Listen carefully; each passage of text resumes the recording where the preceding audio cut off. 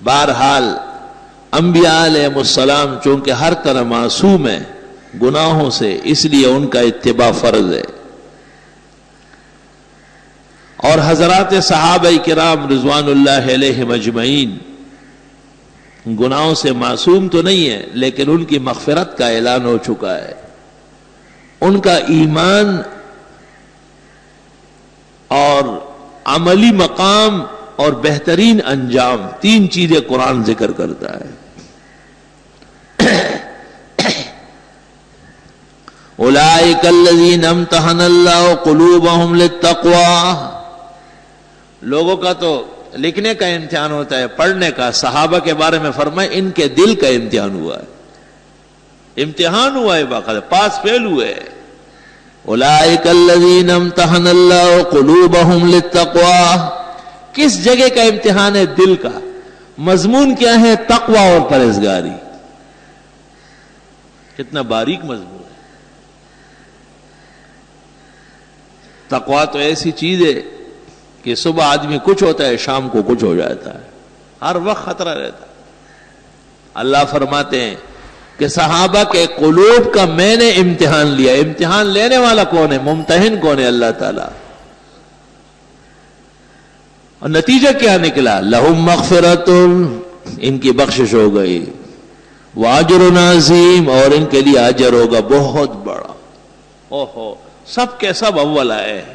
اجر عظیم کا تو یہ مطلب ہے کہ اس سے آگے کوئی درجہ ہے ہی نہیں۔ جب صحابہ کرام رضوان اللہ علیہم اجمعین کے بارے میں قرآن کہتا ہے کہ یہ امتحان میں کامیاب ہوئے ہیں، یہ اللہ سے ڈرنے والے ہیں، یہ تقوی کے معیار پر پورے اترے ہیں، اللہ نے ان کی مغفرت کر دی ہے اور ان کے لیے بہت بڑے اجر کا فیصلہ ہوا ہے۔ تو صحابہ کرام کی شان میں ان کے مقام اور ادب کے خلاف کلمہ کہنا، یہ اپنے ایمان اور انجام کو برباد کرنے کے مترادف ہے۔ محرم کا مہینہ ہمارے ملک میں صحابہ کے خلاف منایا جاتا ہے، کیونکہ یہود نے ایک سازش کی تھی کہ اگر یہ خلافت خلفائے راشدین کی قائم رہی تو دنیا سے عیسویت اور یہودیت ختم ہو جائے گی۔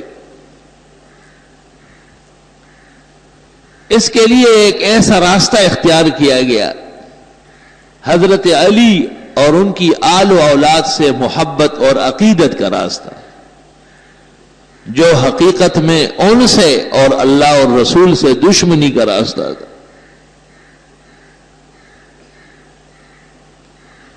یہ بات صرف میں بحیثیت ایک سنی عالم کے نہیں، شیعہ مذہب کی مشہور کتاب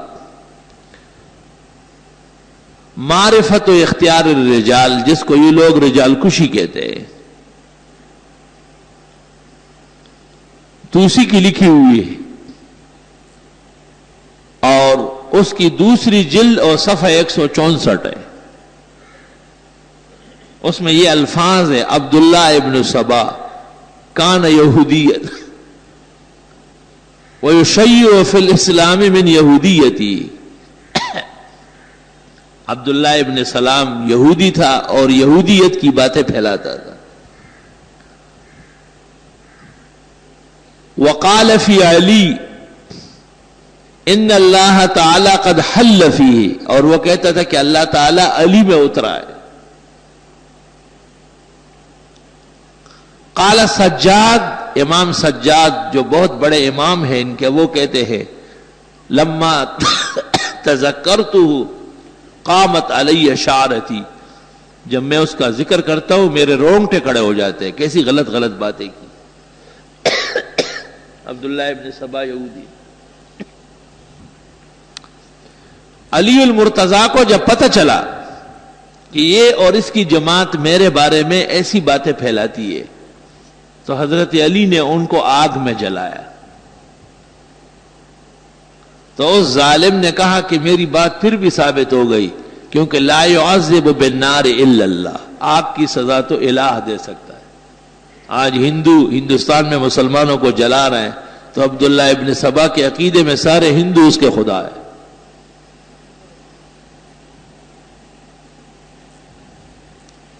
آگے یہ جملہ ہے وَهُوَ أَوَّلُ مَنْ أَظْهَرَ الْقَوْلَ بِوِلَایَةِ عَلِی وَأَكْفَرَ مُخَالِفِیهِ، وہ پہلا شخص ہے جس نے حضرت علی کے بارے میں کہا کہ وہ پہلا خلیفہ ہے، اور علی کے علاوہ ابو بکر، عمر اور عثمان کو کافر کہا ہے۔ یہ پہلا شخص ہے۔ وَهُوَ أَوَّلُ مَنْ أَظْهَرَ الْقَوْلَ بِفَرْضِ وِلَایَةِ عَلِی وَأَكْفَرَ مُخَالِفِیهِ۔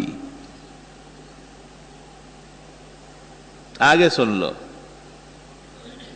وَكَانَ يَهُودِيًّا، وہ تھا پکا یہودی، اپنے آپ کو اس زمانے کا شیعہ ظاہر کیا تھا۔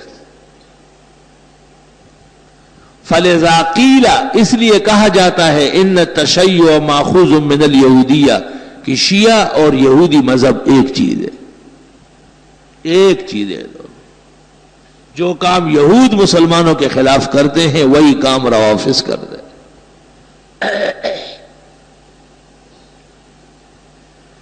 کہتے ہیں جی کوئی ایسی بات نہ کہی جائے کسی کی دل آزاری ہو، یہ ہم کہہ رہے ہیں، یہ تو روافض کی معتبر کتاب معرفت اختیار و معرفت الرجال، دوسری جلد صفحہ 164، جو جس وقت جب دیکھنا چاہے میں دکھاتا ہوں۔ رہ کیا گیا؟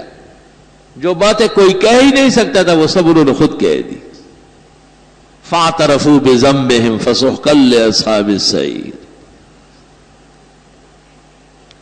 ہمارے ملک میں اس مہینے کے اندر کربلائی جو ہے وہ میدان میں آ جاتے ہیں، اور ان کے مرثیہ ہوتے ہیں، اور ان کی مجلس اوزائے ہوتی ہے، اور ہمارے پاگل بھی اس میں شریک ہوتے ہیں، وہی دوسروں کے شادی میں عبداللہ دیوانہ۔ اب نہیں، بہت پہلے میں اس محلے سے گزر رہا تھا، تیسری چوتھی گلی سے آگے، تو میرا ایک مقتدی میرے نظر آیا کالے کپڑوں میں، اور اس کے ساتھ دو چار عورتیں ہیں کالے کالے۔ میں رک گیا، میں نے اس سے پوچھا کہ تم وہ نہیں ہو؟ کہا ہوں، تو بالکل ہوں۔ میں نے کہا کہاں چلے گئے؟ بس 2-4 دن کی بات ہے، پھر آ رہا ہوں۔ کوئی خاص فرق نہیں پڑتا، کہا بس 2-4 دن کی بات ہے، محرم گزر جائے گا، پھر میں نے کہا میرے یہاں آ جاؤ، میں ہاتھ سے پکڑ کے نکال دوں گا۔ ایسی جگہوں میں جانا جہاں دین کے خلاف محاذ بنا ہو، اور جہاں قرآن اور سنت کے خلاف بیان ہو رہا ہو، اللہ قرآن میں فرماتے ان کے ساتھ بیٹھنا نہیں، انکم اذا مثلہم، تم بھی ان جیسے سمجھے جاؤ۔ اس لیے اس مہینے میں حضرات صحابہ کے دشمنوں کی مجلسوں سے اور ان کے بیانات سے اور ان کے مرثیوں سے ایسا بچنا ہے جیسے کوئی بیماری اور تباہی سے بچتا ہو۔ غیرت کا تقاضا یہ بھی ہے کہ اس مہینے میں کوئی کالا لباس، حتیٰ کہ کالی پگڑی اور کالی ٹوپی، یہاں تک کہ کالے رنگ کا جبہ بھی محرم کے مہینے میں استعمال نہ کیا جائے، تاکہ تشبہ نہ ہو بالمفسدین والظالمین والکافرین۔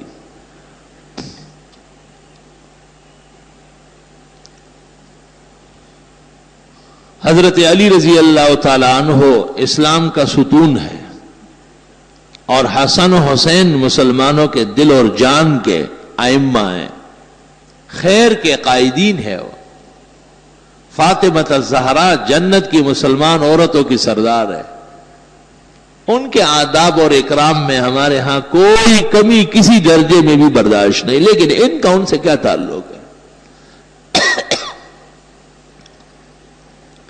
جیسے عیسائی حضرت عیسیٰ مسیح کا نام لیتے ہیں لیکن ان سے دور کا بھی تعلق نہیں، مبتدین پیرانی پیر حضرت شیخ عبد القادر جیلانی کا نام لیتے ہیں لیکن ان سے دور کا بھی ان کا کوئی تعلق نہیں۔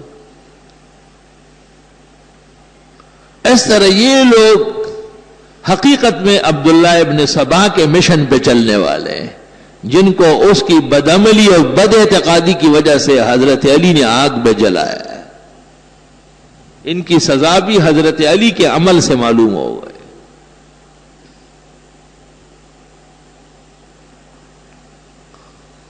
پورے ملک پر ایک قسم کے رفض کی حکومت کا اثر دکھاتے ہیں، پورے ملک پر۔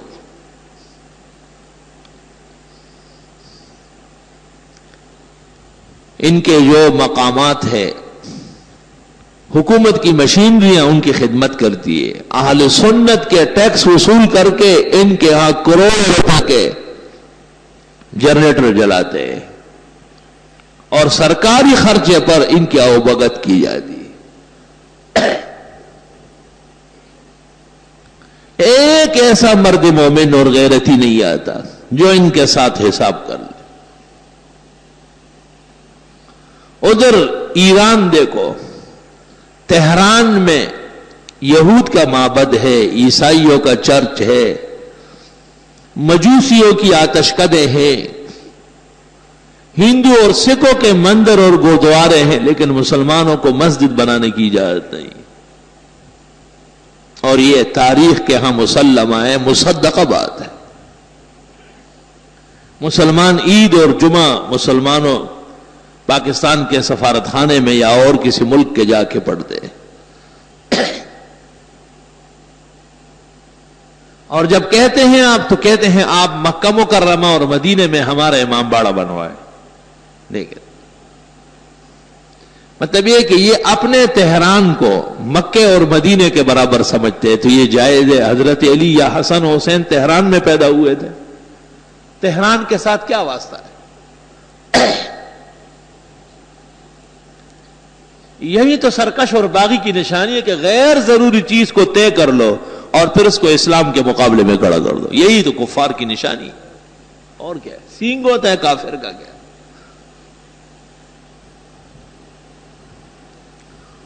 بہرحال مسلمانوں کا فرض ہے کہ وہ اپنے دینی عقائد ان کا تحفظ کر لے۔ اسلام میں کافر کا وجود برداشت ہے، لیکن باغی کا وجود برداشت نہیں ہے۔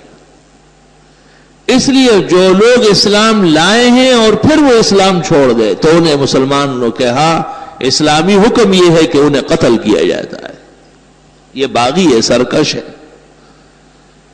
لیکن جو ہندو اور سکھ یا یہودی اور عیسائی آباد ہے وہ رہ سکتے ہیں، ان کا وجود برداشت ہے۔ وجہ یہ ہے کہ اسلام کو اور اسلامی عقائد و اعمال کو جو تکلیف اور صدمہ باغی اور سرکش سے پہنچتا ہے وہ کسی اور چیز سے نہیں پہنچ سکتا ہے۔ اس لیے محرم الحرام کا مہینہ دشمنوں کے طور طریقوں سے منانا جائز نہیں۔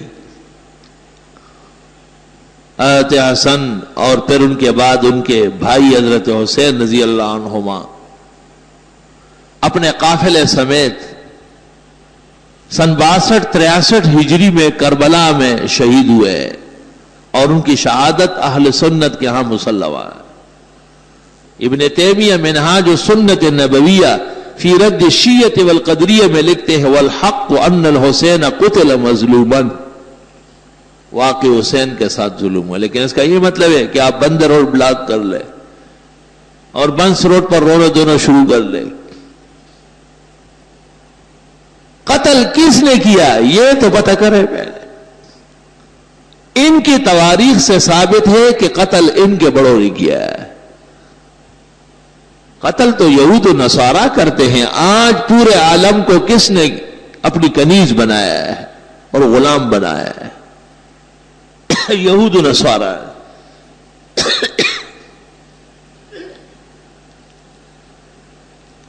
نہتے مسلمانوں پر جو بمبار ہو رہا ہے اور ان کی عورتیں اور بچے جھلس کر کے راک ہو جاتے ہیں، یہ خبریں روزانہ آپ اور ہم اخبارات میں پڑھتے ہیں۔ یہ کون کر رہا ہے؟ یہود و نصارہ۔ طالبان کا کیا قصور تھا سوائے اس کے کہ وہ پورے اسلام کے پابند؟ اور اس وقت تک ان کے خلاف کفر کا یہ الغار مؤثر نہیں ہو سکتا تھا جب تک کہ اپنے لوگ ساتھ نہ ہوئے تھے. اور یہ تاریخ قیامت تک رہے گی کہ ایک دور و زمانہ ایسا آیا کہ کچھ غریب الحال مسلمانوں نے بڑی کوشش کر کے ایک اسلامی ملک بنایا اور یہود و نصارہ کے ایجنٹوں نے مل کر کے اسے سبوتاژ کر دیا. اور یہ کہ جی ہم محفوظ ہو گئے 100% غلط ہے. ہم اب بھی اسی طرح غیر محفوظ ہے اور ان کے رحم و کرم پر ہے.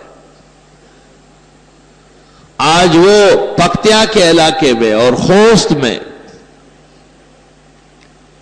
فارسی اور پشتو میں لکھے ہوئے پرچے گرا رہے ہیں کہ طالبان اور القاعدہ سے ہٹ جاؤ ورنہ مرنے کے لیے تیار ہو جاؤ. وہ وقت دور نہیں ہے کہ یہی پرچے یہاں کراچی اور لاہور اور اسلام آباد میں گریں گے کہ تمہارے ہاں بھی طالبان اور القاعدہ کے لوگ ہیں، ان کو ہمارے حوالے کر دو ورنہ مرنے کے لیے تیار ہو جاؤ.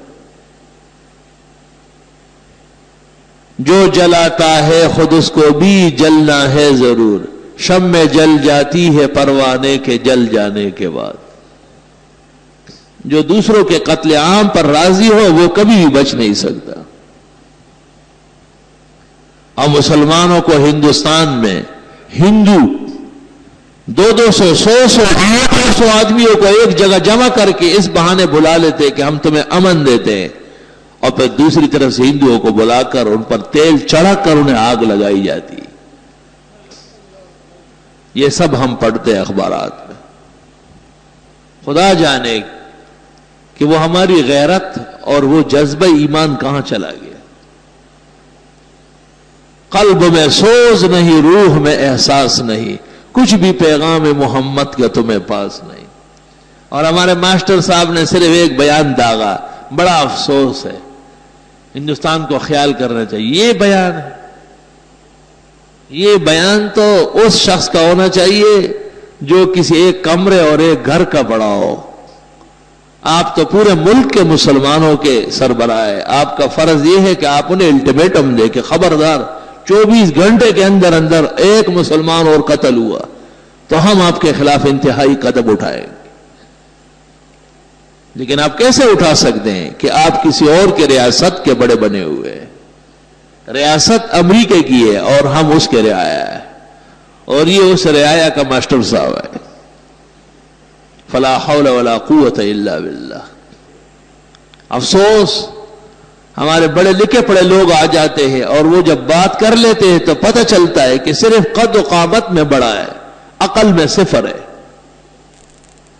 بظاہر انگریزی کی بہت بڑی ڈگری اس کے پاس ہے لیکن دین میں ایک طفل مکتب کے برابر نہیں ہے. غیرت اور ایمان حقیقت میں ایک ہے. ان الغیرت من الایمان. علماء کو کہا جاتا ہے کہ آپ ممبر سے جمعوں کے خطبوں میں دل آزاری نہ کریں. ان کی دل آزاری ہوتی ہے جو اپنے ہاں صحابہ کو کافر اور حضرت عائشہ کو زانیہ اور قرآن کو من گڑت کتاب کہتے ہیں. وہ خیر ہے، وہ ان کا عقیدہ ہے. اور اگر ہم یہاں سے کہیں کہ یہ جھوٹ بول رہے اور غلط کہتے ہیں اور یہ کفار کے عقیدے ہیں تو یہ دل آزاری کی بات ہو گئی. فإلی اللہ المشتکا. وہ تو اپنے ہاں ام المومنین عائشہ صدیقہ اور عثمان اور عمر اور ابو بکر صدیق جیسے کبار اہل ایمان کے خلاف بیان دے، یہ ان کا عقیدہ، اجازت ہے انہیں. اور اگر ہم لوگوں کو یہ کہیں کہ یہ جھوٹ بول رہے، غلط بیانی کرتے، ان کے کسی عقیدے اور فکر کا اسلام میں ثبوت نہیں، تو کہتے ہیں او ہو آج پھر بڑی دل آزاری کی باتیں کہیں. پتہ نہیں دل کس کو کہتے ہیں اور آزار کس کو کہتے ہیں. یہ کمقلوں کی باتیں ہمیں سمجھ نہیں آئی. اگرچہ بت ہے جماعت کے آستینوں میں، مجھے ہے حکم ازاں لا الہ الا اللہ. صحابہ کرام رضوان اللہ علیہم اجمعین کی عزت اور ناموس بیان کرنا یہ قرآن کا حکم ہے.